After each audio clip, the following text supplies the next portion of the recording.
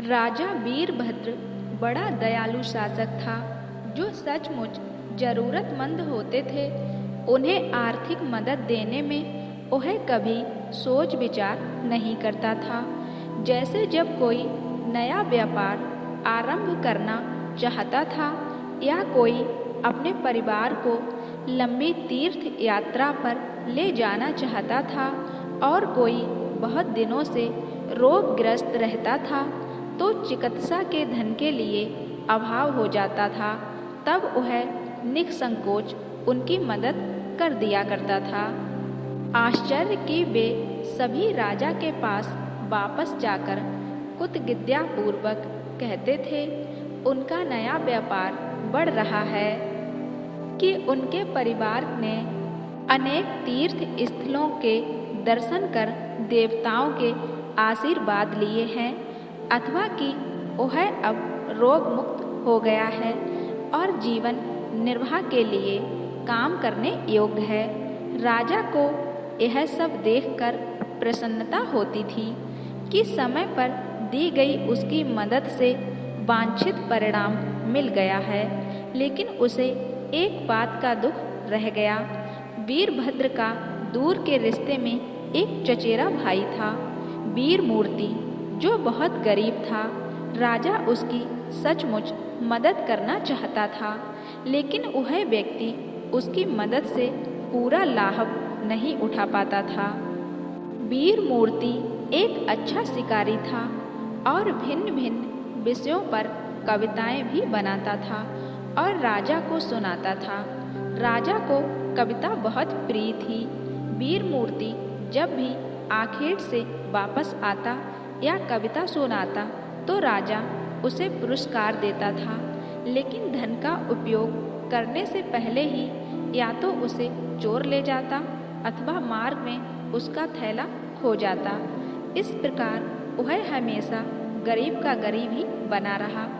जब भी वह महल में आता तो वह मैले कुचैले कपड़ों में होता, लेकिन भूखा प्यासा रहता। एक दिन वीरमूर्ति ढेर सारे शिकार के साथ महल में आया। वीरभद्र उस पर बहुत प्रसन्न हुआ।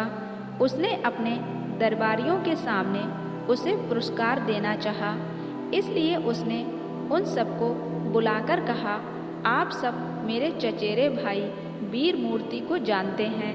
आज उसने ढेर सारे शिकार मारकर अपनी बहादुरी दिखाई है। मैं आप सबके सामने इसे पुरस्कार देना चाहता हूँ। तब राजा ने विधि पूर्वक उसे एक चमकदार नारंगी भेंट की और मुस्कान के साथ उसे विदा किया। वीरमूर्ति ने झुककर राजा को धन्यवाद दिया और दरबार से बाहर निकल गया। दरबार में कानाफूसी होने लगी। राजा अपने गरीब चचेरे भाई के साथ शरारत तो नहीं कर रहे हैं। राजा ने कानाफूसी सुन ली, लेकिन उस पर ध्यान नहीं दिया।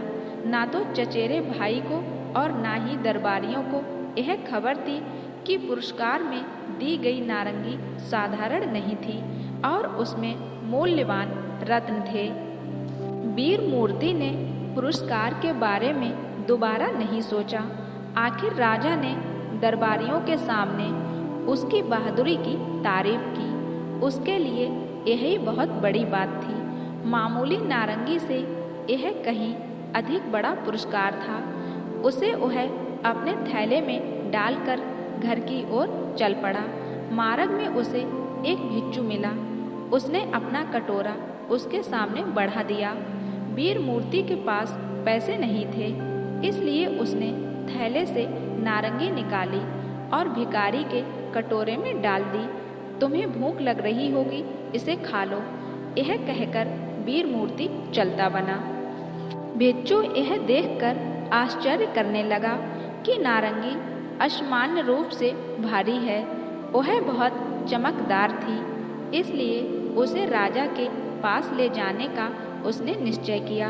पहरेदारों ने राजा की दानशीलता को जानते हुए भिक्षु को महल के अंदर जाने दिया। जब वह दरबार के अंदर गया तब राजा ने उसे बड़े आदर के साथ बिठाया।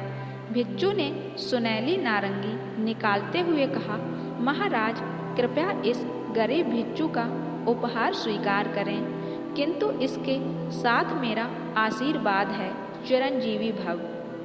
नारंगी को देखते ही वीरभद्र जान गया कि उसका अभागा भाई नारंगी का मूल्य समझ नहीं सका। उसने नारंगी स्वीकार कर ली और उसे चांदी के सिक्कों से भरा एक थैला भेंट किया। भिक्षु राजा को आशीर्वाद देकर चला गया। जब राज की आखेट की घोषणा की गई तब वीर मूर्ति भी आखेटकों में शामिल था। इस बार भी उसने पहले की तरह अनेक शिकार किए।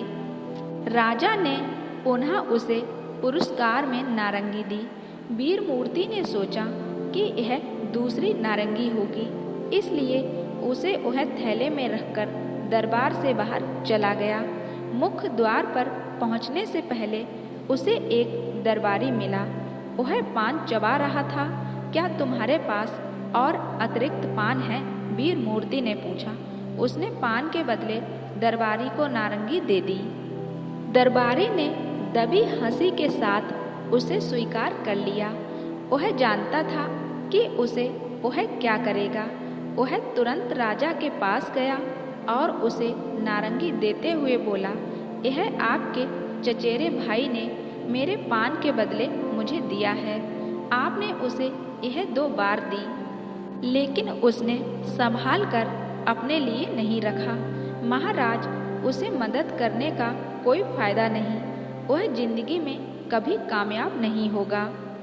एक और राज की आखेट में उसकी बहादुरी के लिए राजा ने उसे तीसरी बार वह नारंगी दी। साथ ही यह कसम खाई कि यह उसकी आखिरी मदद है। वीर मूर्ति ने जब राजा के हाथ से नारंगी ली तब वह जमीन पर गिर गई, टुकड़ों में बिखर गई। उसके अंदर के मूल्यवान रत्न बाहर आ गए। क्षमा कीजिए महाराज, यह कहकर माफी मांगते हुए वीर मूर्ति रत्नों को एक एक कर चुनने लगा।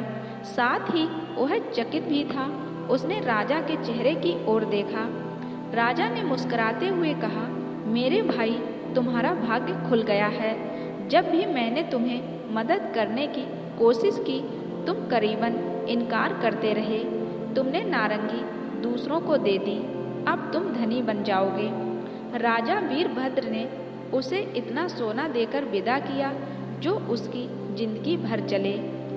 वीर मूर्ति शीघ्र ही एक धनी व्यक्ति बन गया, लेकिन उसने निश्चय किया कि वह भी अपने चचेरे भाई की तरह जरूरतमंदों की मदद करेगा।